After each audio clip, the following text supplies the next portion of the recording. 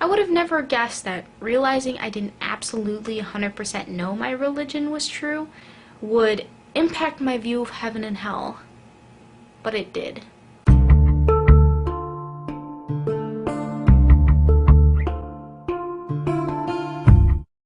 Now this story, like the previous one, does involve arguments between the 3 family members I talked about in the last video. But I promise this is the last story that will involve my family members in this way.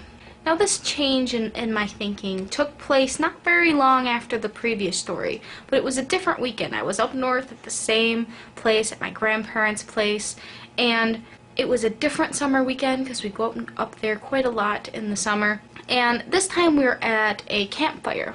So we were around the campfire, and of course religion got brought up. I find it interesting that religion got brought up so much that particular summer.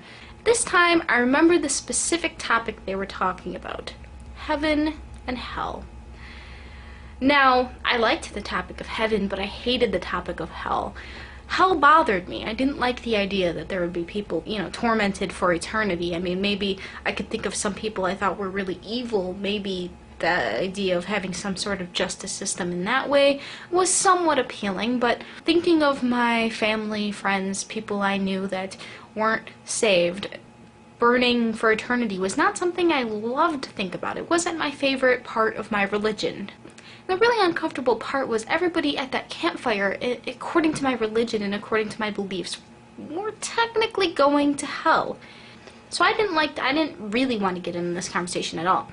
Eventually, I think it was my father tried to bring me into the conversation. I remember him saying, "What do you think?" to me.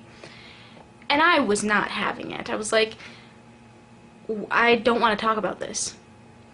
Don't want to talk about this. It doesn't matter what I think. It doesn't matter what I think. I'm not the creator of the universe. Why does it matter what I'm thinking?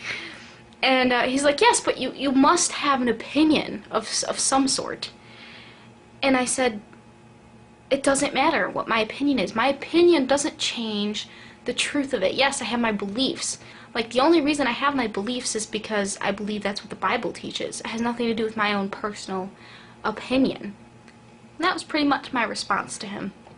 And then, they went back to having their discussion and left me alone. But it did get me thinking about it.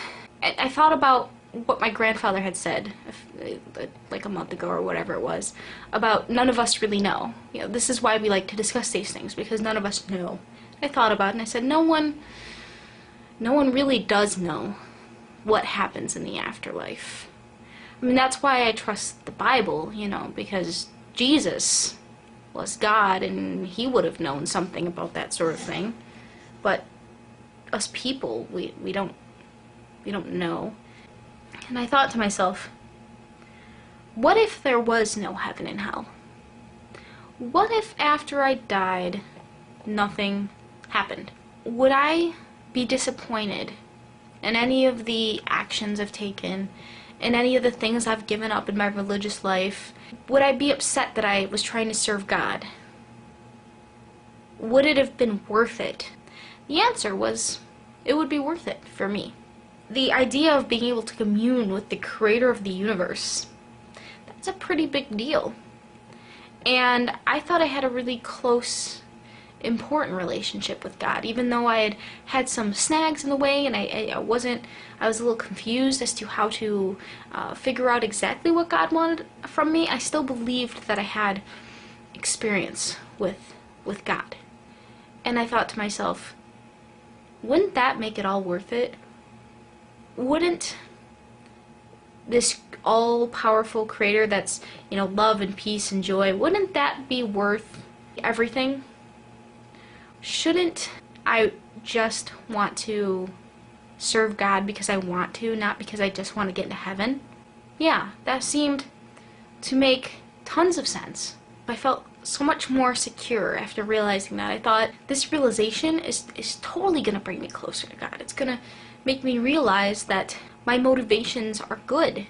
I'm not trying to impress other people. I'm not trying to just avoid an afterlife. I'm not just trying to avoid the tribulations as a result of the end of the world and Armageddon. No.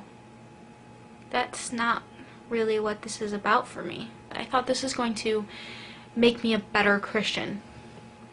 And this is going to make church better for me, and this is going to make my, spiritual walk better for me. But I was kind of wrong about that, actually. Because the 3 things I've covered in these videos, realizing that I couldn't always know what God wanted for me, realizing that I didn't absolutely know that my religion was true, and realizing that I didn't need heaven or hell or any other fear tactics to make me want to serve God. Those 3 things actually played a huge role in the way my perception of the church started to change.